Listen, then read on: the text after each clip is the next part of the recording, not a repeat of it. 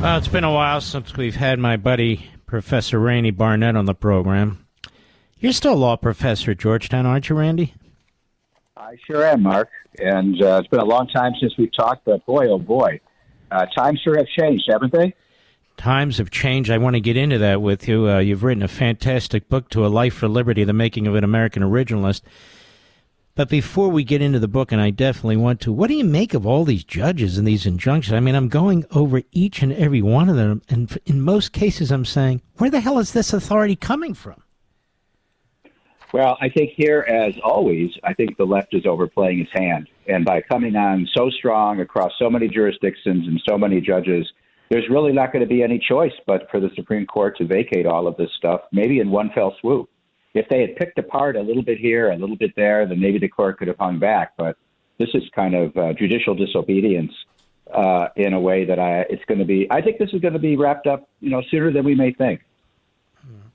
Well, some of these judges are actually backing off a little bit. We saw one who said, okay, you can go ahead with the severance. The union doesn't have standing. And Politico, which is subsidized by the federal taxpayers, was very, wait a minute, he didn't rule on the law. They didn't have standing, genius. And then we see in the Treasury case, well, maybe the senior officials can take a peek at the information in order to conduct an audit. But this is basic executive branch stuff. This doesn't in any way interfere with any other branch. They're trying to run their government, right? Absolutely. I mean, this is not the appropriate role of a judge. But we know when a plaintiff comes in and files a complaint, the judge has to deal with the complaint. If it's a TRO, they have to deal with the TRO. They were picked. These judges were picked. This was venue shopping. We know that happens. Forum shopping. We know that happens all the time. It's just going to have to play itself out, and I think it will play itself out. We know the government lawyers are handling it their side well, and I just don't think it's going to last very long. I think partly because it's so overwhelming in so many different places, even the Supreme Court's going to be roused from its slumber and do something about it. Yeah, which is not often. And one other thing, let me bring up, Randy. In Boston, the chief judge in the district court there, he said, all right, look, we're going to have to start spreading these cases throughout the Commonwealth because he even said, everybody knows what's going on here. We're being overwhelmed with lawsuits brought here in our jurisdiction. So everybody knows what's going on, don't they? I think so. It's pretty apparent.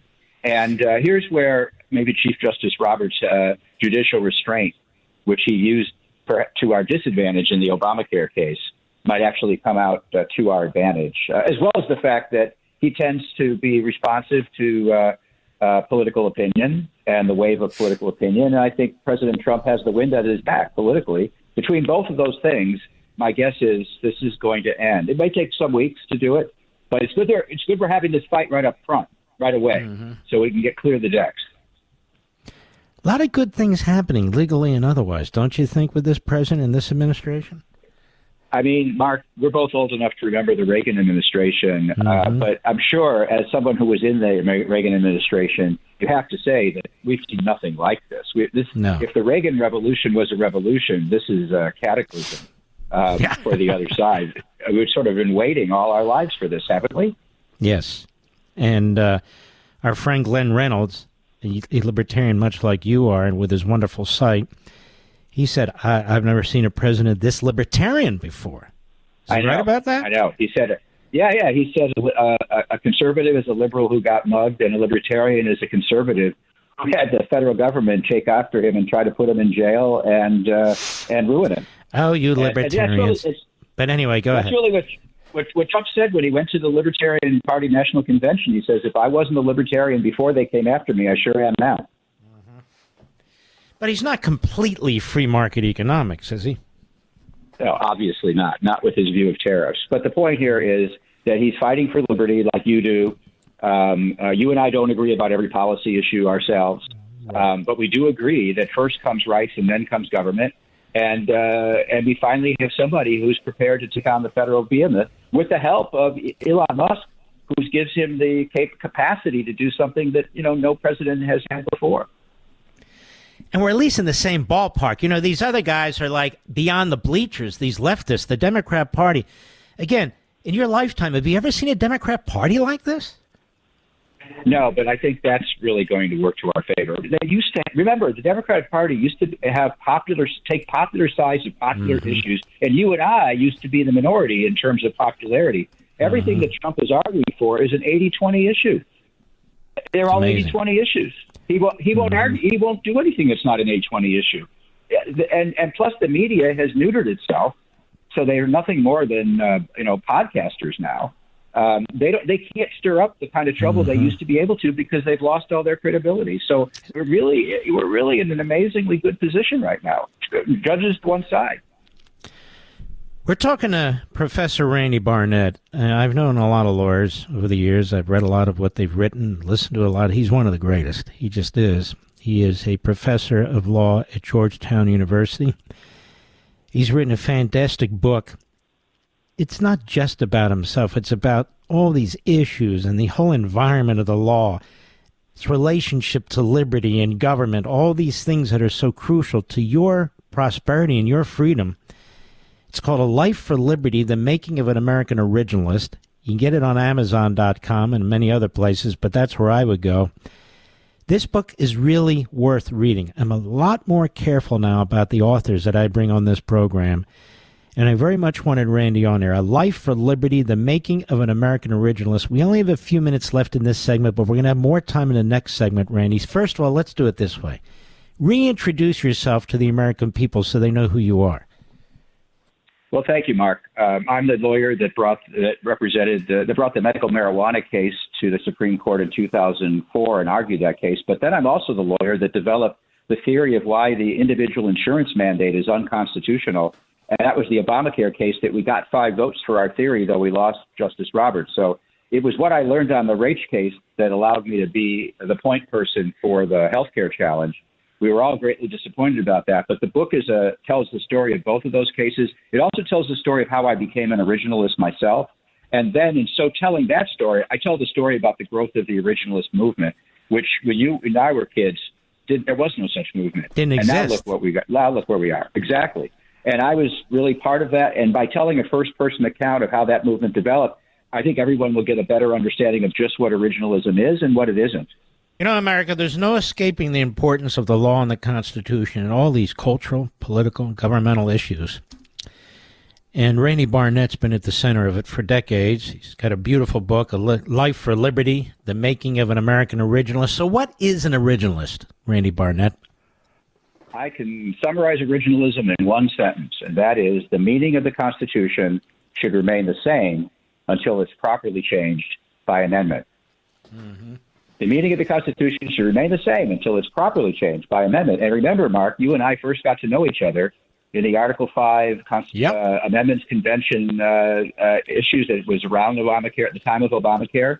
I proposed the repeal amendment. I have a chapter in the book discussing the repeal amendment I proposed, which was introduced into both houses of Congress. And that was an amendment that would have given the states, a majority of the states, the power to repeal any federal law or regulation, restoring a state check on federal power. We lost with the 17th Amendment, stopped the legislatures from appointing the senators. Mm-hmm. So that's how you and I got going together. But that's what originalism is. Until you have an amendment, the Constitution has to stay the same. Mm-hmm. And it's not a living, growing thing, although it needs to be applied to changing circumstances. But its principles are enduring, and we were very fortunate to have it. We probably couldn't get it now if we wanted it. We're not able to do it, but we still have it. It was given to us by our predecessors. By that, what you're saying is, in today's environment, the Constitution that we have would not have been written, adopted, or ratified, would it? No, I mean, obviously. This is the reason why America is what it is, because we were lucky enough to, at a singular moment in time, after the Declaration of Independence, where people put together this Constitution, and we're actually starting to move against slavery at the same time. It was a remarkable period. After that, things kind of went downhill for a while until the Civil War pulled us back out of this tailspin that we got into. But at the founding, that was before that happened, we had founders that were completely dedicated to liberty and individual rights. How would you define the modern Democrat Party. It seems to me it's the party before the country. It's a completely different animal than even 50 years ago, isn't it? Well, it's always been the statist party. I mean, I shouldn't say always. In our lifetimes, it's been the statist party, the party of the state. It still is the statist party, but it has been, coming out of the woke universities, we've had, sort of leftism has arisen, and liberals who dominated the Democrat Party sort of gotten driven out, or at least they've been superseded by leftists. And one of the same things happened in academia. Academia got dominated by liberals. Liberals believed in free speech. Liberals believed in discourse. You remember that back when. But the liberals couldn't stand up to the left that they brought inside the gates. So it was like no enemies to our left is what their attitude was. But as a result, they've sort of gotten eaten by the left. Yeah, because I had law professors like, the Alan Dershowitz types and Democrats like that. And you actually had overlaps where you agreed, right? Now it's pretty tough. Yeah. And Alan Dershowitz was my law professor, as was Larry Tribe. You could disagree with him as well. Back in those days, you could. He's lost it. It's true. You could disagree. And look, one of the things libertarians always used to say is, the Republican Party is like half good and half bad. The Democratic Party is half good and half bad. You could kind of make that argument 30, 40 years ago, but you can't make that argument today. No. And so things have really fundamentally changed. But by overplaying their hand in a way, particularly in the culture war, not with economic policy, but with social policy, by overplaying their hand, the Democrats have become the party of the minority, and they've given all the 80-20 issues to President Trump. A Life for Liberty, the making of an American Originalist. You said you became an originalist. What were you before, and what exactly caused you to become an originalist?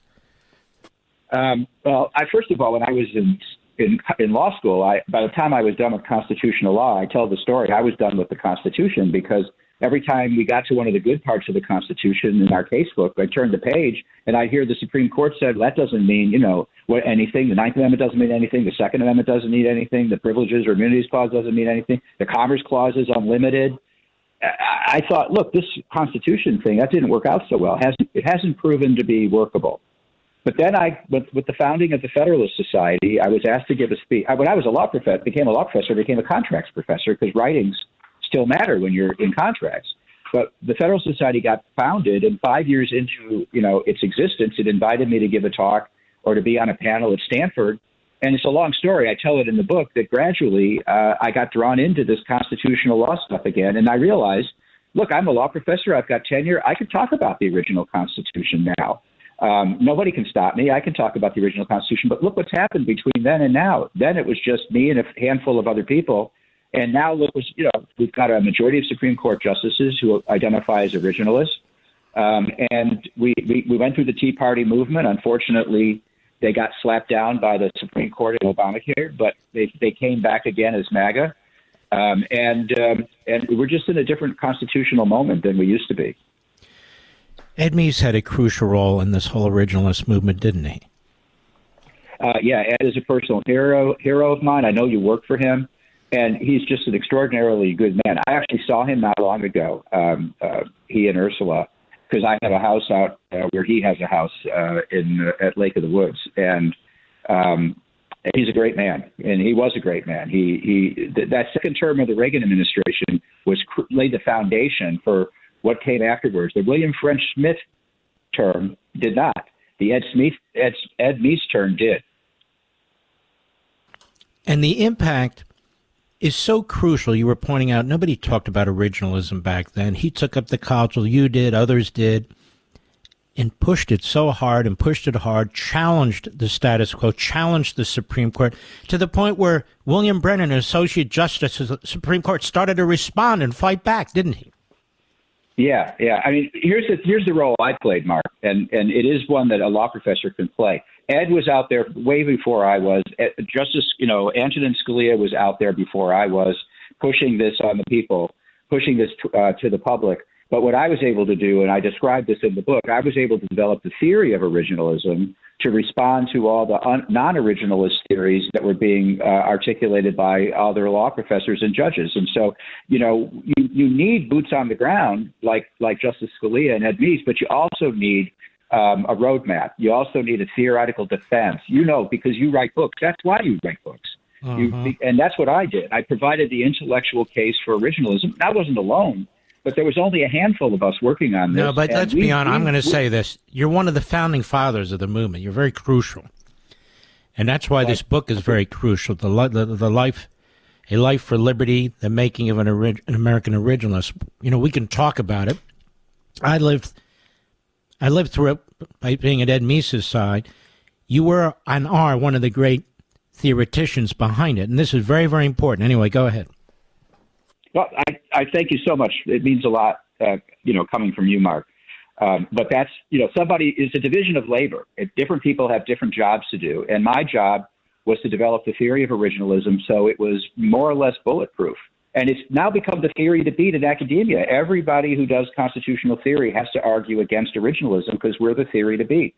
That's just not. They used to be able to ignore us, but they can't now. And when Robert Bork, was defeated after he said he was an originalist, no Republican nominee for 30 years would call himself an originalist until Neil Gorsuch did that in 2017, and that marked the turning point where originalism really came into its own on the court and amongst all the lower court judges. And some of them that Trump appointed are really, really sharp, I have to tell you. I run a Originalism for Judges seminar every spring, and they come. We have up to 30 or 40 federal judges and about 20 state Supreme Court justices. And these are really, really sharp people, Mark. You would be very, very proud to be around them.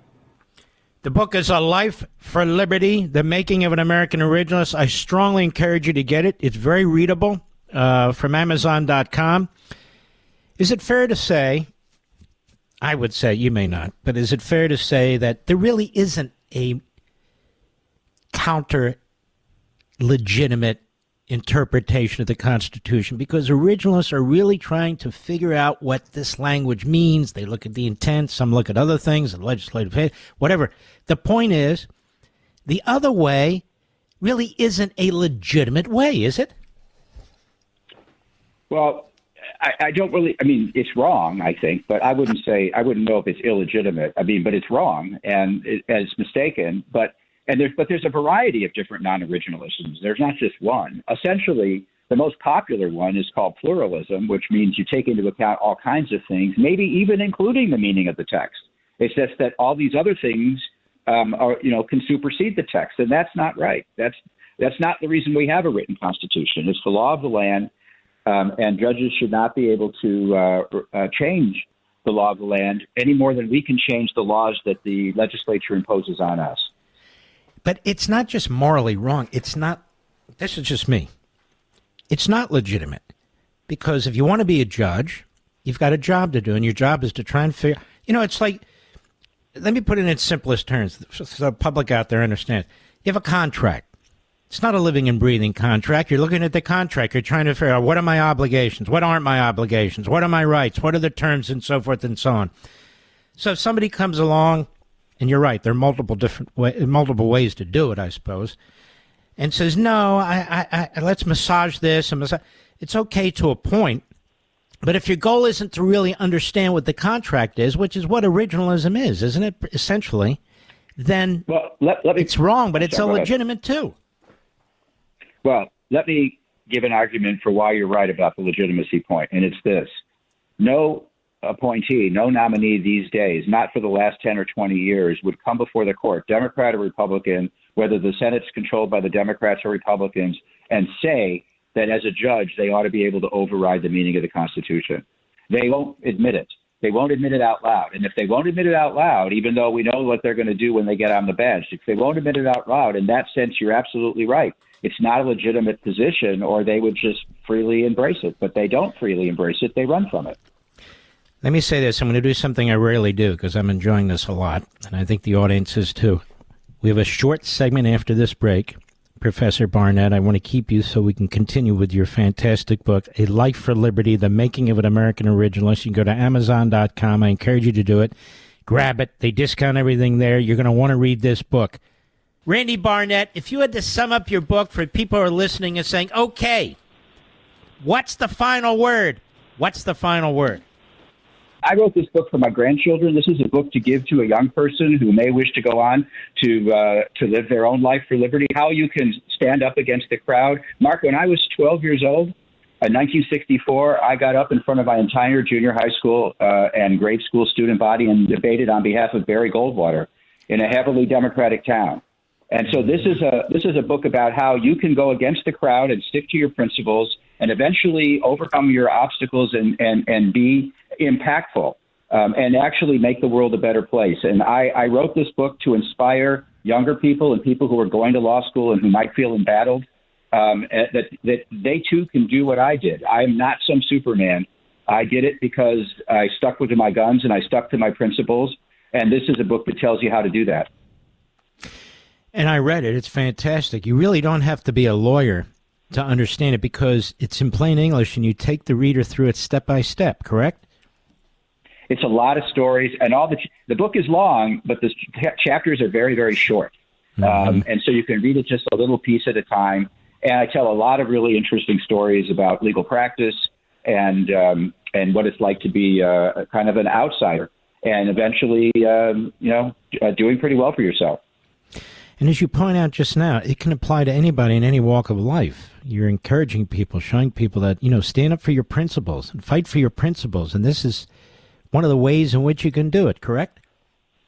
Yeah, you do not have to compromise. You can be smart. You don't want to be a bad guy. You don't want to be annoying, but you don't have to compromise. Mark, you haven't compromised, and look where you are today. Yeah, but I'm annoying. Well, that is your trademark, I have to admit. And by the way, very quickly, over at Georgetown Law, we had a young lady on who goes to your law school. Very, very upset about a speaker that was about to be present there. Somebody who was convicted of a terrorism act, I believe.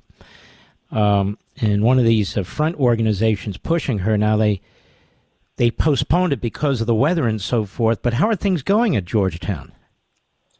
Well, that young lady, by the way, is a student of mine. She just finished taking my constitutional law class. Great young lady. And she's a very stand-up person. I spend half my year in Florida, and so I'm sort of happily away from the place at this point. So I can't really tell you what the atmosphere is now. Me too, by the way. All right, my friend. Get the book, folks. A Life for Liberty. It's a great book by Professor Randy Barnett. You're going to love it. And pass it on to family members and friends as too. Randy, take care of yourself. God bless you, brother. Thank you so much, Mark.